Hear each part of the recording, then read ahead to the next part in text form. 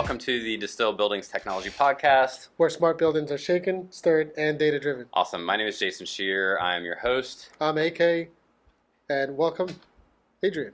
Thank you. AK2. No, I noticed that like when I was like emailing or like we were going back and forth, I was like, wait, like it's like AK squared. Yes. Like in this room. So cool. Thanks for joining us. My pleasure. Yeah. Awesome.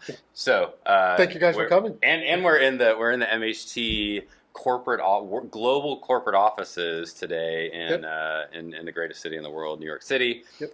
And we're spoiled with a plethora of bourbons and whiskeys in front of us today. Yep. So AK, what are we gonna give a shot first? It's the guest choice. Yeah.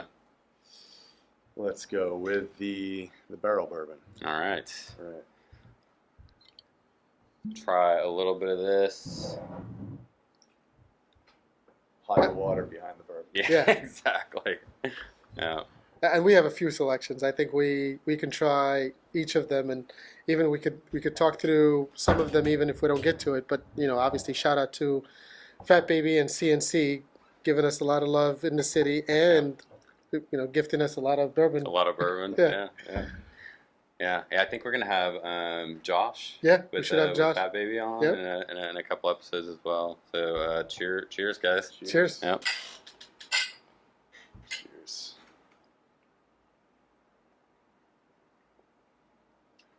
Yep, that's good. I'm gonna have to pick up a bottle of that when I get home. Yeah. And it's like a 58%. Yep. Yeah. 58. So pretty high proof, but pretty smooth. Very smooth. Yeah. It floats upwards. Floats upwards. Just Yeah. enough. It's not that my wife always calls. She's not a huge bourbon fan, but Yeah. Wendy always calls it like jet fuel. Like Yeah. when you get really really hot bourbon and it just like scorches your palate. Yeah. There's a few selections like that. Yeah. Cool. So Adrian, tell us a little bit about yourself. So you're in the technology industry, but you've also sort of like dipped your toes a little bit like in the built environment. So where did you come from? Like how did you get to where you are today? Sure. So went to Rutgers University out of high school and spent Local boy. Actually, no, I grew up in Rochester, New Oh, York. okay, cool. Needed to get away from home. Yeah. Just far enough. Yeah. Yeah. Came down to Rutgers for mechanical engineering, actually. Cool. It was a top 15 engineering school at the time. Yep. Was lucky enough to get in. And then as soon as I made it on campus, I made the hockey team. And then that became way too important. And All consuming. spent way too much of my time and energy on that compared to school, as well as getting weeded out a little bit from the required chemistry and some other topics. So after a year and a half, switched over to computer science. Spent a number of years, finding my way through that curriculum, and then, ironically, not finishing at Rutgers, even though I had 110 credits. So close. So close. That's a whole long story. Yeah. I won't go into it. Yeah. And that's how ended up starting back over a couple years later at 60 credits at NJIT, where AK and I both have our degrees from. Excellent. Yes. There are a lot of like NJIT alum like in the industry, like in the technology industry up here. Great school. Yeah. It's a great school. Much smaller. Yeah. Yep. Much more attention Mm-hmm. from the staff and everyone there, as opposed to like the large school environment. Because Rutgers is like undergrad is. 45. 50. Oh, it's something like I that. think I've told you that. So my oldest son is going to college, and he had the same experience. Like he visited a couple of like mega schools. Being from the South, visited Ole Miss, 45,000 undergrad. He's like, I do not want to go there. So he found like a 15K undergrad program, and Depends on your personality, what you want, Yep. how you can thrive or not. Mhm. High school was a bit easy for me Yep. without studying. So being that far away from home with that additional distraction just wasn't right. Yep. I made my way through for the most part, but a certain couple courses took me out in the end. So was needed to start working. And since I was a CS major, my very first job was for New Brunswick Public Schools in New Brunswick, while still living at the hockey house.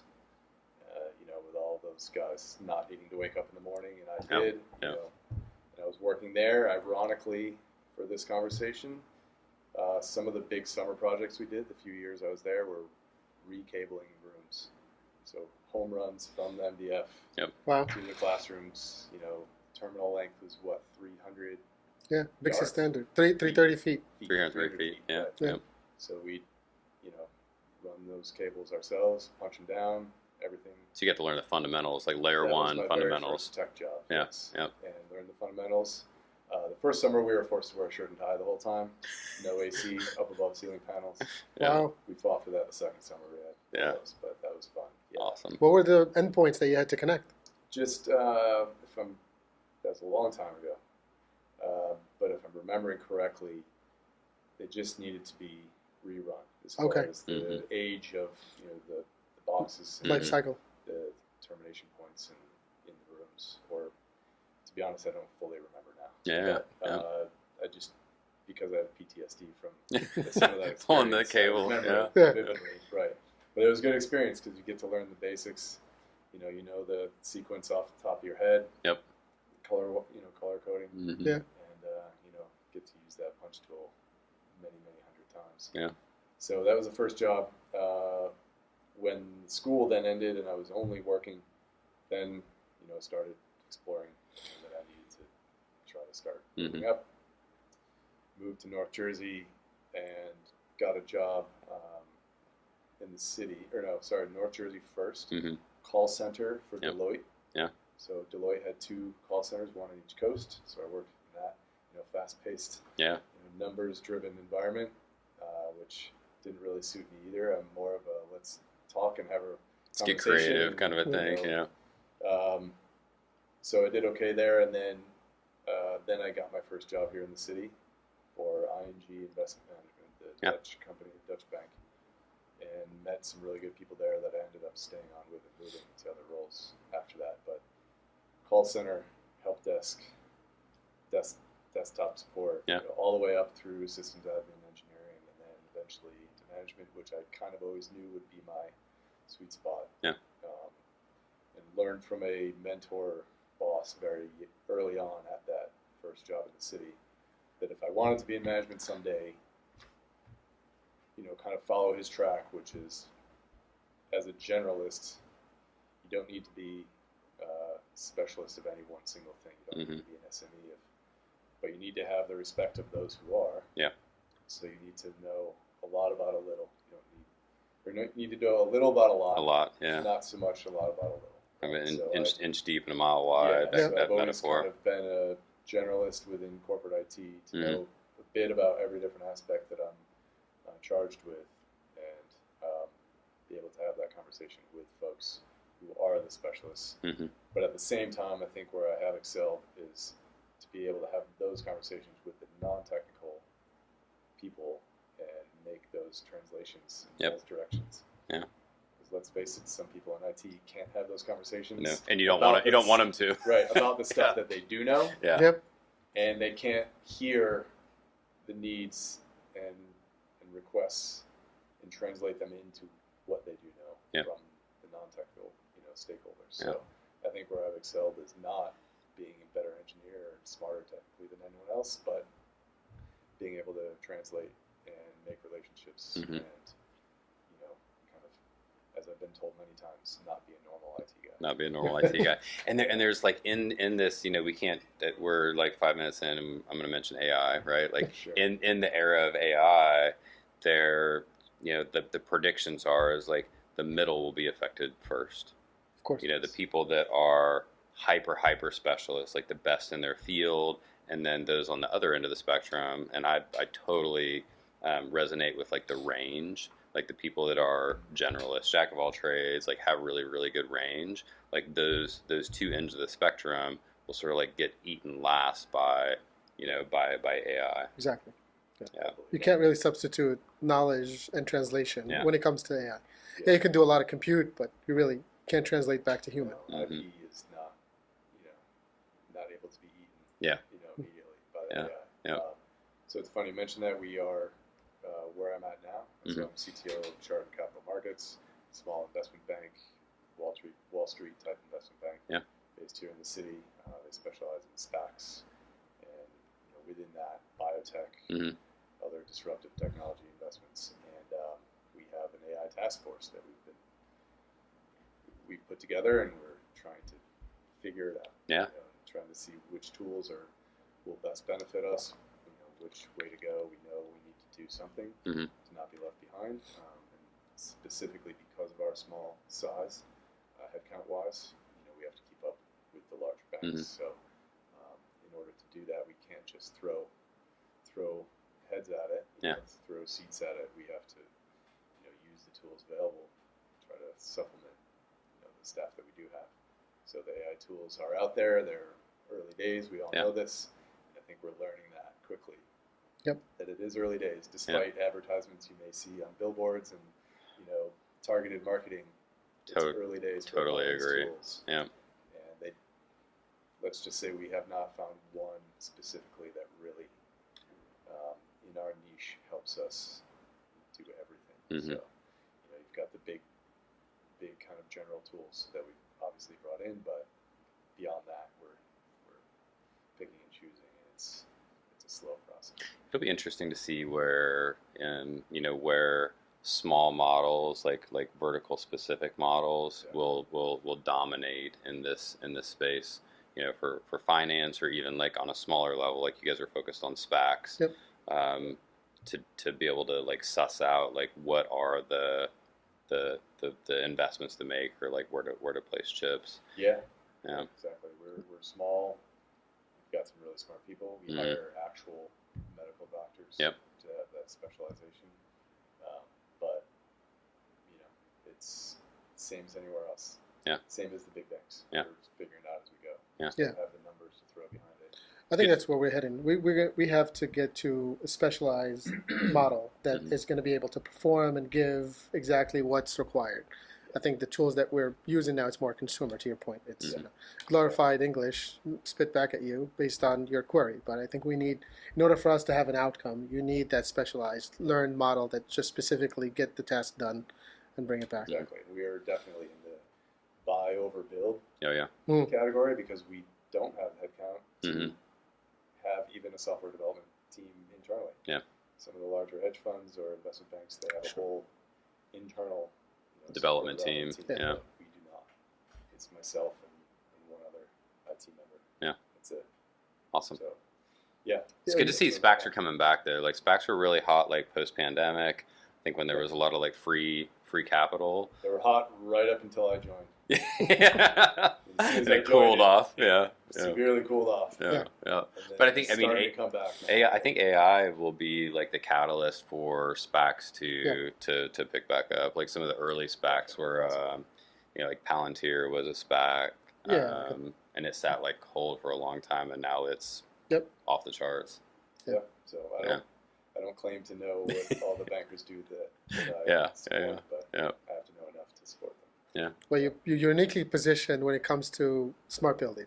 Tell us about your project. And yes, so Chardon, prior to last year, had existed for roughly 20 years, but only in one office. Okay. So they had never moved prior to last year. Last year we moved from Battery Park area all the way at the southern tip of the island to Pen 1, right next to MSG. Yep. Our office looks down on the garden, so we're on the south side of. Right there. Yep. Right there, Right in the shadows of Pen 1. We do occupy the north side a little bit, so you can see directly down into your space here. Yeah. So our ownership, along with there's another small firm that sits in our space as well. One of the co-founders of Chardon is co-founder of both, so they occupy our space. We support them as well. We moved from Battery Park to Pen 1, owned by Vornado, and I was in charge of all the technical aspects of that build from scratch, right? So it's a good opportunity to do things the right way as of 2024, right? Which we know is not going to be the right way 2027, but you do what you can. And ended up overseeing a lot of the aspects of the new build beyond just IT. And yes, we chose, in addition to all of the Cisco network stack and AV endpoints and security endpoints, we chose to go full PoE build, lights, motorized shades, and Molex sensors in the space. Awesome. So we accomplished all of that with just 5 additional IoT-based 24-port catalyst switches. Wow. So we have just 5 power the entire space of 22,000 square foot total, roughly 14 usable square feet in our new office. Awesome. How did you find out, like being an IT practitioner for your whole career? Like, how did you find sort of this like OT slant to smart buildings? How did I discover it? Or Yeah. how did I find How it? how did you discover that this whole world of non-traditional like IT systems even existed? Well, I think similar to some of the discussions you guys have had on previous episodes, my familiarity with PoE goes back to phone systems. Yeah. Right. And Shocking. when Not a new technology. Yeah. Huh? No. and when that first started coming around, somewhere in the early days of my career, I think it just made sense to me as someone whose kind of remit has always been finding the new, better way to do anything while keeping the budget tight and simplifying. That's kind of when I joined Chardon here 4 years ago. That was essentially what I was tasked with. They were antiquated in a number of ways. And again, they had occupied the same space for 20 years. They'd moved floors, but they had just moved their old on-prem network stack from one floor to another. Right? Yeah. On-prem servers, on-prem Active Directory, a via phone system. And so when I was hired, the leadership that hired me, who were non-technical, knew they needed to modernize, didn't really know what that meant, but wanted someone who had been there and done that, which I had, specifically in a Microsoft Cloud environment. So I told them via a presentation I gave during the recruiting process, I'm going to modernize everything in your stack, beginning to end, go fully cloud-based access, cloud-based access as well.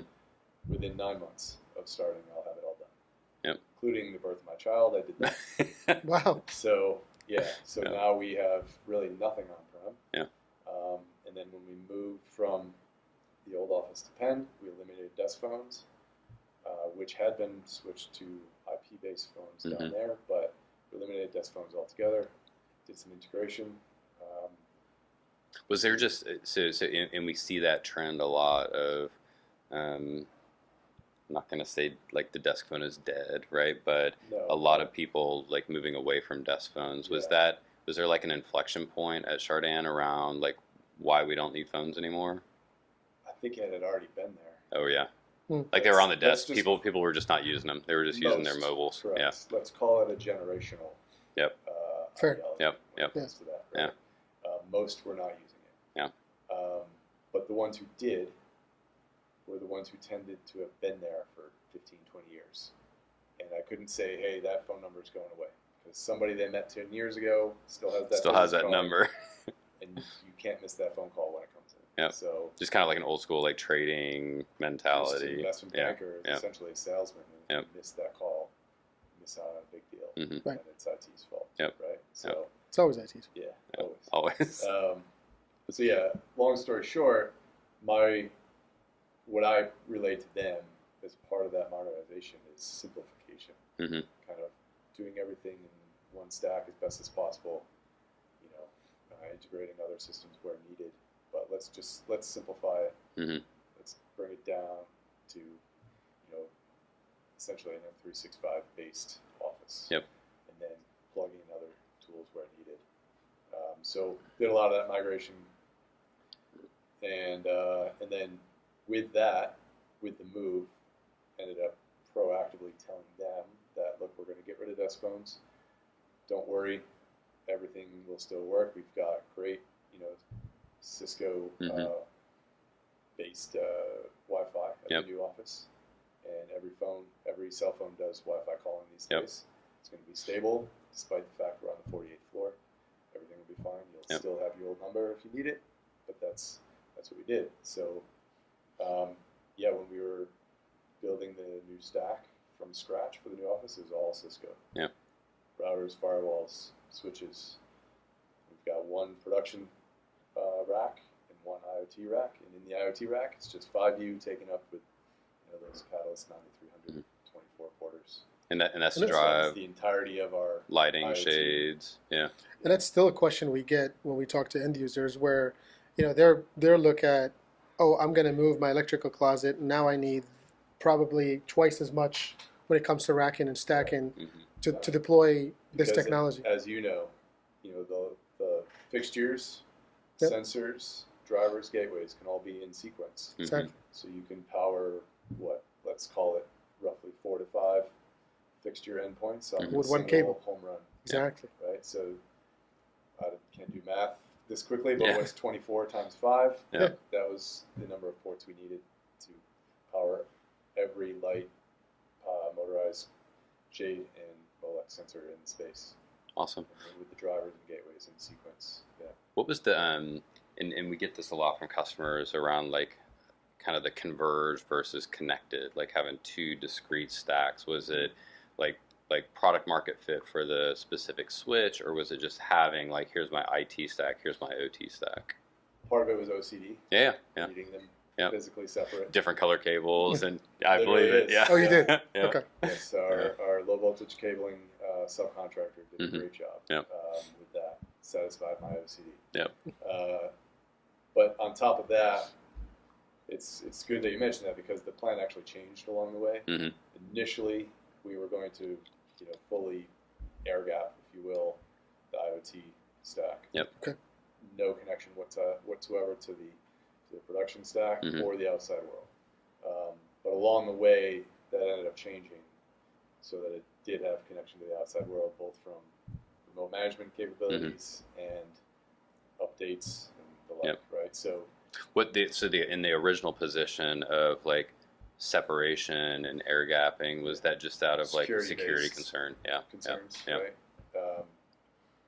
All the traditional security protocols on the production stack were there. Yep. We replicated that as best as possible on the IoT side, but for full security comfort, we just completely separated it from the rest of the world. Yep. Again, that changed, but in the end, we accomplished what we needed through VLAN Yep. separatization. Yeah. Separation. VLAN separation, and we're happy with that. We have a management VLAN that can see all other VLANs, Mhm. and for different purposes, we have the rest of the office carved out to different VLANs. So Cool. that's how we accomplished that. And like the business imperative to kind of like change the strategy from air gapped to connected or converged, like at the aggregation layer, was that like an operational imperative? Yeah. Yeah. Just came out of need to Yep. appease our vendor that has our support contracts, Mhm. Right. be able to remotely help Got it. manage and troubleshoot. Yep. Because as I mentioned, we only have the two of us, so Yep. both knowledge-wise and Mhm. man hours wise, we don't necessarily have the time to troubleshoot everything Yep. and manage our switches and our firewalls and all that. So we needed help, which we got, and they needed access. Cool. They don't sit in our same office or our same Mhm. building, Yep. or even the same city. Yeah. So we needed to allow that access, and then we wanted to be able to stay up to the times with those products Mhm. updating themselves. Essentially, it's the same as a Tesla, right? Yeah. Yeah. OTA updates improves the product, so if you cut yourself off from those, Mhm. you're going to be stuck in the year that you built it. And I think that's one thing, like when we look at like traditional lighting packages or shade packages, like that type of remote access and managing it similar to like an IT asset, like that's a pretty big differentiator. Yeah, Absolutely. on a bigger scale than our project. Yeah. That you then layer in, building management Mm-hmm. systems and all these new OS products for PoE. Yeah. Smaller areas and all that. And if you can't get to it from the outside, then that cloud-based product is not going to work. Yep. Exactly. Yep. Yeah. So We get that question quite a bit also. Customers are looking at it from both sides. Yeah. They're thinking traditionally, I don't need to upgrade my lighting as often as I need to. The answer is yes, you probably don't, and you probably most likely won't have to. But to your point is, do you want the upgrades? They're available. You choose to accept it, or you don't have to. Yeah. But yeah, there is still that mechanism of, well, traditionally I don't have to have that burden cost. Well, if you look at it, it's really not an added cost, because you have it in the IT stack anyway. And if I have a smart building, I want to be able to keep upgrading it to the level I want. And the management too, right? I'll give you an example as to where even in a small space, it's come in handy. When we first deployed, the management software that handles all of our IoT, specifically the lights, we didn't know what people would want in each individual office, right? So what's our CEO going to want his light level to be versus one of the bankers, or what's the timeout, on the light from activity in the room. Well, we set it at a default, and then we let everyone know that if you're not happy with the way your office is performing, we can make change the changes. sliders, As opposed to what you would normally get with a turnkey build from a building owner. Once it's set, That's what you get. That's what you get. That's what you get. Yeah. And yes, you'll have some occupancy sensor, next to your light switch that kind of points at the rest of the room. But with ours, we have the Molex sensor above. You can see the entirety of the space of your individual office or conference room or what have you. And we've had folks come to us and say, "Hey, I'm on Zoom or Teams or WebEx calls all day. I tend to not move, so my light's turning off." You don't want to be the guys like, right. Can I make that longer? Absolutely. Absolutely. Yep. 5 minutes later, it's changed from 20 minutes to an hour. Yep. And they never have that problem again. Whereas if that was the building, you probably never have that choice. That ticket responded to from whatever building you're in. Same with the light level. We set a default, I think, 75% capacity brightness-wise for the entirety of the space. And we've now made a number of adjustments based on people's requests. Preference. Just, once you get in there and you see what you need, you make adjustments. So those granular programmability options are great. And so it's been really cool.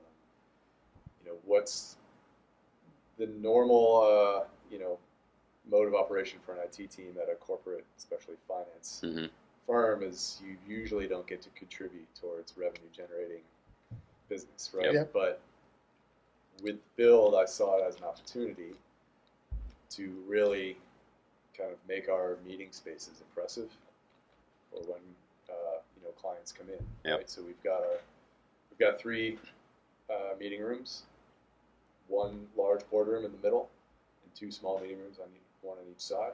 They're all south facing, so the amazing view, right? And they all have the motorized shades from Mecco, and those are PoE, right? So on the tabletops, we have the Cisco Navigators, in Room OS mode, so we can do presets because it's PoE, because it's programmable. We can do presets for I've got a WebEx presentation. Let's do video mode. And it can change the light levels and shade levels, right? We are a FINRA and SEC regulated firm, so if there is a topic happening in the boardroom that has something up on the screen that's not for everyone's eyes, bring the shades. We can have a preset that you can tap and make the internal shades come down. For it's totally blacked out, like privacy shades. They're more or less, not totally blacked out, but yes, they're difficult enough to see through the gaps and the opacity. Somebody from the outside is not going to be like looking through the windows. If they are, you can easily tell that they're trying to see what's going on. So, that type of programmability, in my mind, resonated to the point where this is my chance to help the firm and its success, with client meetings. The only way I can really contribute to revenue generating.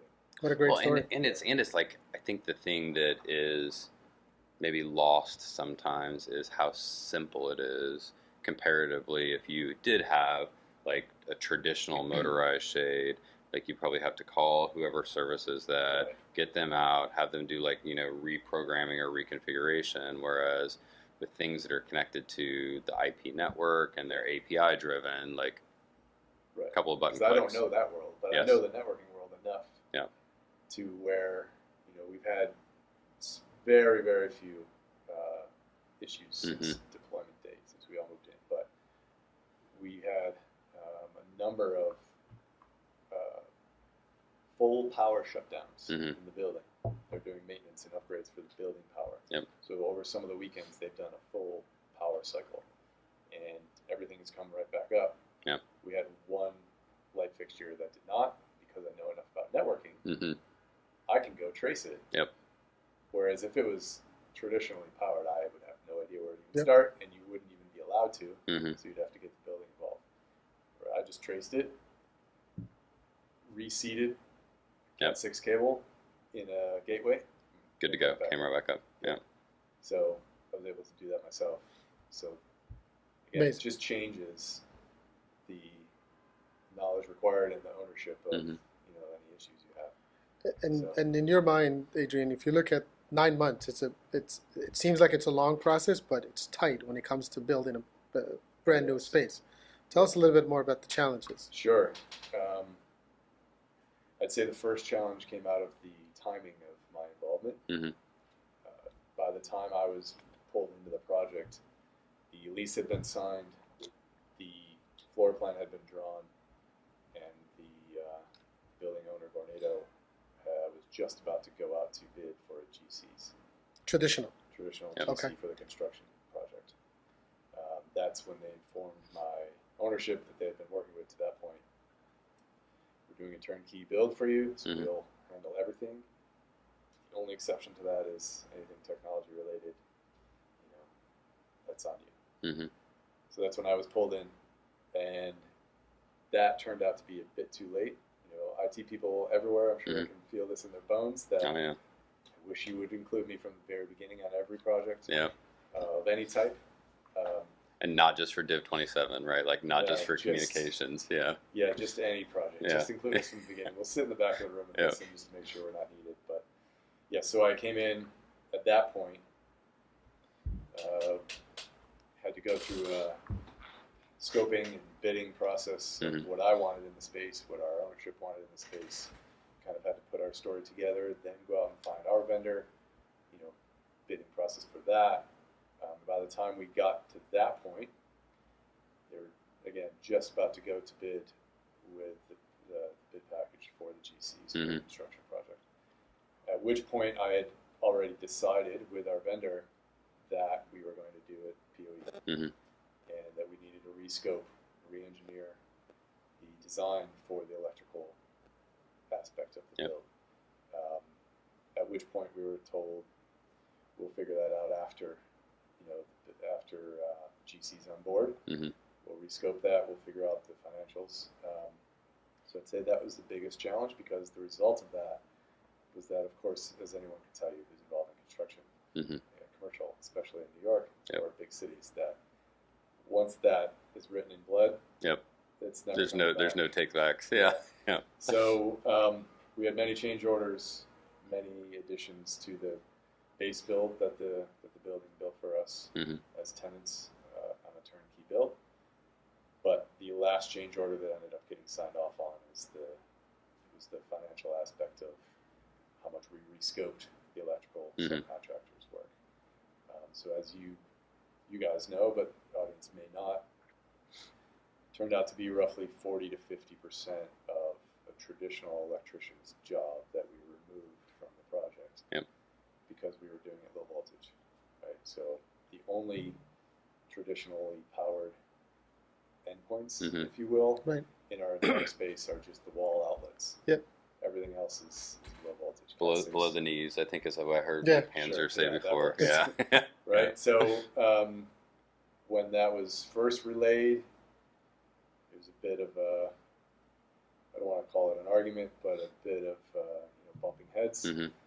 And we said, by all means, Mr. GC, your Mhm. your electrical subcontractor can bid on the low voltage job if they want it, so Mhm. that they continue to do everything. Right.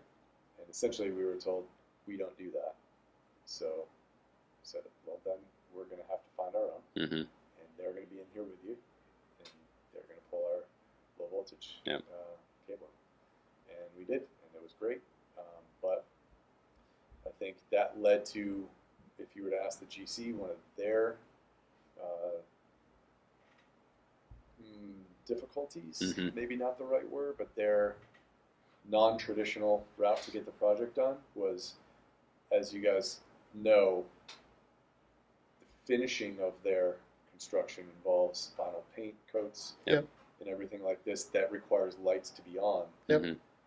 if they are to certify it, right, and sign off on that aspect. So that then requires our entire stack to be built and ready to go months Way ahead before. of than it normally would be. Yep. Right. So we had to work off the the schedule and the calendar they gave us, Mhm. hit our timelines. At one point, the GC was working faster than they had anticipated, which is Mhm. great. Great. That's Yeah. unheard of. I'm But sorry. then they came back to us and said, "Well, why aren't you guys ready yet?" So, well, wait a minute. You guys told are us there this 2 date, weeks early. yeah. You can't hold us to that. Yeah. This is we have delivery and logistics and all this to handle. So we hit our times, but they at some points had to wait Mhm. because beyond the emergency construction lighting, it got to a point where they needed the final lights to be on, Mhm. and so they could finish. So that kind of Just the sequencing. learning lessons Yeah. along the way of the sequencing of a construction build. If you are going to go full PoE like we did, Mhm. you have to keep all these things in mind. And again, that comes back to having us involved from the beginning, or anyone who's going to make that decision and then work with whatever team they have. Yeah.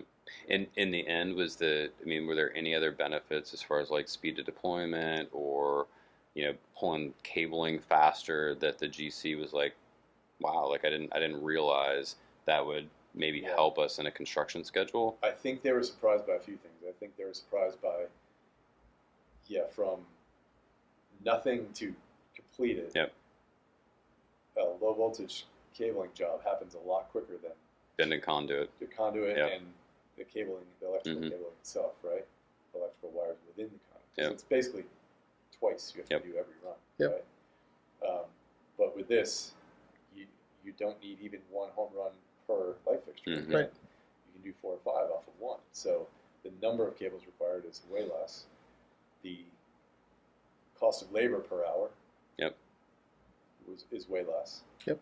And I think they would be reluctant to admit that, but would have to. Yeah. And the speed at which it gets done and the simplicity of it, I think, is something that they probably would reluctantly admit to Mhm.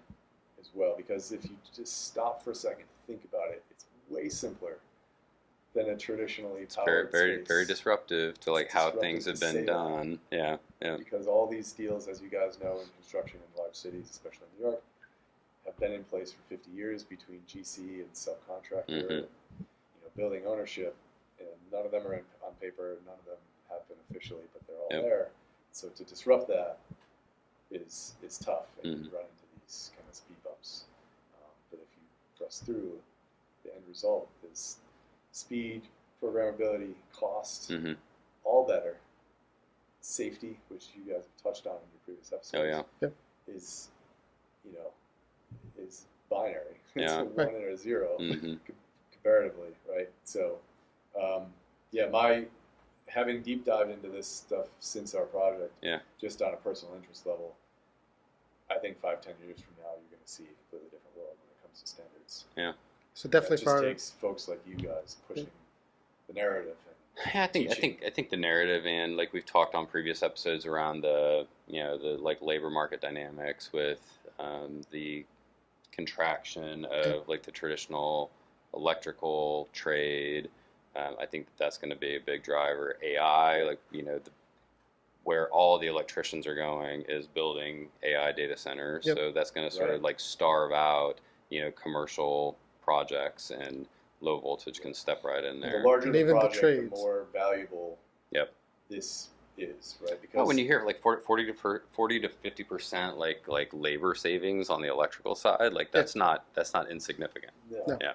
And we are a small space. Mhm. We're half a floor in a large building. But when you take that and expand that out, that thought process out to large corporations who have multiple sites Mhm. globally, millions of square feet, if you want to be able to learn anything and make real estate portfolio-based decisions, especially post-pandemic, as 10, 15, 20-year-old leases come up, and you have the opportunity to change, what are you using to make those decisions based on? Yeah. Well, if it's a traditionally built space, it's really hard to pull data out of it. And if you have the opportunity to build a new space this new way, then you're learning all along. You can make those decisions on the fly. Yep. The space is much more programmable. That's where the AI comes in. Yeah. Because if it can learn, it can make those decisions for you. Exactly. AI needs data. AI needs data. And without it, Clean data. Yeah. Mm-hmm. Right? And keep OpEx costs nice and tight. Well, and that's another key thing. Like when we talked to David with Mecca a couple of weeks ago, like he talked about a couple of verticals that were really, really leaning in, and that was financial services and healthcare. Yeah. And those are two like very conservative, cost-conscious verticals. And to hear that, the financial services firms like yourselves are like leaning into this, there's a lot of times like perception that it's like a risky or an untested solution, or PoE is too expensive. Like you're saying that it's like just the opposite. And do you see it as because you guys have done it right, in my opinion, right? You picked the right technology, you did a little bit of homework, they have you, right? So how can an audience, someone that's building a new space, what are 2 or 3 tips that they should look at and go, I need one, I think you touched on, involve IT up front, let them at least have the thought and see it at the table so they can understand what your strategy of building a space. Yeah. Give us a few more. Well, I think not just involve IT, I think involve whoever your technical representation of building a new space is going to be, whether that's in-house or whether that's a vendor of any kind. Mm-hmm. Someone who has been there, done that, and is doing this these days. Maybe that's not the best way to put it. Someone who is proved to be keeping up with the times, not just in traditional AV integrator, Mm-hmm. network stack, security space, but someone who's pushing into building spaces in this new intelligent way. Yep. Right? And is that a new role? Is that a new trend I of think companies that are starting? I've been hearing roughly that Mm-hmm. a lot of integrators, consultants are starting to see it and Mm-hmm. starting to push into that out of their traditional lane, per se. Right? So, and a lot of them are uniquely positioned to take it on because they have all the skills, most of the skills Mm-hmm. required already on staff because it's all networking. Yes. It's not electrical engineers Yeah. that you need, right? So find someone who you trust. Ask your IT guys. If they don't have the capacity or the knowledge, they inevitably know someone. They can find someone to bring in that's knowledgeable. Now, beyond that, I think it's useful to do your own homework. But I think even more so, the biggest thing that I learned, and again, we're a small organization, small space, but if you think of it on a larger scale, it's way more than just IT you need to involve up front. Yep. Especially large organizations that have a large footprint. It needs to be the real estate team, if there is one, for sure. Mm-hmm. It needs to be HR, Yep. because the staff experience is uniquely affected in Yep. a very positive way. Drastic. Can be, at least, Yes. drastically, if you build your space right. Finance, accounting, obviously, Mm-hmm. ownership. It's very important to look at what the policy of the company is you're building for post-COVID. As far as like what their What like their flexible office- work versus right. like in-office requirements are. Yeah. Where that part really struck a chord with me is I was at an event middle of last year Mm-hmm. that was in a consultants, I won't mention who, no free ads, Mm-hmm. but in a consultant space that owns leases 7 floors in One Manhattan West. Yep. Brand new Hudson Yards, great building. But they were talking about if you can pull the data out on a constant basis, streaming that data of your occupancy Mm-hmm. and your needs every day, then you can quickly learn whether you can shut down 4 of those floors on a Monday or a Friday. Yep. Turn down the catering, turn down the maintenance, turn down the lights, Yep. HVAC, everything, so that OpEx really comes down and you're not wasting money Mhm. on a day-to-day basis when you don't need it. Because once you give yourself maybe 6 months of data to learn off of, Yep. you know what the patterns are in your space. Yeah. And those are immediate savings to Instant. the real Yeah. estate. Mhm. It's Yeah. it's a black and white. We're seeing that request so much more from customers of like, we know that there's sort of this bell curve shape occupancy trend Yes. for a lot of Wednesdays. customers. Yeah, I mean, Wednesdays are hot, right? Like Mondays and Fridays are pretty quiet. So, can we dynamically like restack the environment on Mondays and Fridays based on that prediction, and Right. mothball those floors, and then any meetings or rooms that may have been scheduled on the 6th floor, like automatically like rebook it to the 2nd floor. Right. Yep. Um, And then on top of that, if you're if you work for a company whose policy is fairly flexible, mhm. and you do have people coming in at different times, they then can decide who they need to be around, what type of space they're in Yep. for that day, so that it doesn't slow them down compared to their home experience.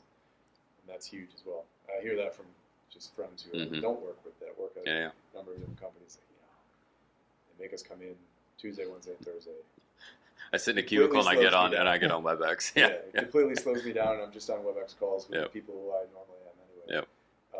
But if you can shape and adjust all of the Mhm. ancillary needs that come around people being there, it's instant savings, and it's much better experience for them when they are there. It leads to other questions that you can ask as a tenant. Mhm. Electricity wise, as a tenant in your large building, Mr. Building Owner, am I Yep. metered, or am I paying as a Flat percentage fee. of my square foot Yep. flat fee? Well, you're paying a percentage of your square. Well, can I be metered? Because we've built our space this new way, and it's really going to benefit us. Mhm. And then you can send it right back through the data and say, here's my Yep. metering data anyway. Yeah. You don't have to be metered because Yeah. every endpoint is Why actually are you being what? cleaning my bathrooms on a Friday when no one's here? Yep. And we're seeing I'm like paying for those that. types of like renegotiations and leases. Same thing with like HVAC access, right? Like can I negotiate partitioning in my HVAC access to to programmatically Yep. access my space so that I can not Sure. cool a room Yep. whenever it's not occupied or it's not scheduled to be occupied in Office 365, Exactly. and then just precondition it 30 minutes before the next meeting. Exactly. Yeah. Yeah. And then you can get into what I think is very cool, and it's an MHT product. Mhm. Is their PoE powered sit-stand desk Oh yeah. that is on coasters. Yep. And if you have a number of them in an open space, the space itself can be reshaped from one day to the next based Yep. on who's Yep. coming, and you can learn who's coming based on reservations and previous occupancy. Mhm. And those people can say, "Hey, I need 6 desks in a pod today, and tomorrow I need 2." That's great. And You don't have to as call an long as- electrician. No, Nope. as long as you have an Yeah. RJ45 port Yep. in the floor somewhere or on a wall nearby, Plug it in. You're good to there you go. go. Yep. Yeah, you're not slowing down. So that's awesome. Cool. That kind of stuff. Adrian, So we're- faster, cheaper, more flexible. Yep. Like it That's right. kind of checks all the boxes. Yeah. So I've gotten into this just from the perspective of someone who's always been tasked with kind of handling all of IT, Mhm. but always needed to do things newer, better, cheaper, Yep. more intelligently. Yep. That's why I think it clicked for me as someone who, this is not my only job. Mhm. AV is not my only job. It's a small piece of it, but Right. coming from that angle on, what does flow up to my responsibility, that's always how I've approached my job, is to do things best way possible. And it's not the same as it was Yeah. a year ago at any course, time. Right? yeah. So It's always changing. always changing. Adrian, where can people find you? Walking the streets in Deloitte, trying to find a good whiskey. Yeah. Yeah. No, you can find me on LinkedIn. Yeah.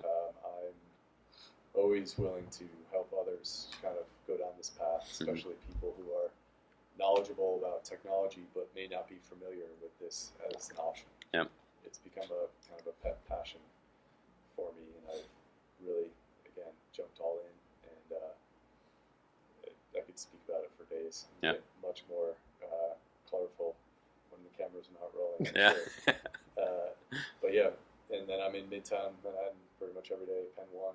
Yeah. A lot of people are nearby who may want to chat, so definitely up for getting together anytime. Cool. Do that. And Awesome. take a tour of Cisco's office, and then go upstairs Got to know quite a Chardan. few of Yeah. your colleagues at Cisco in that team, and they're great.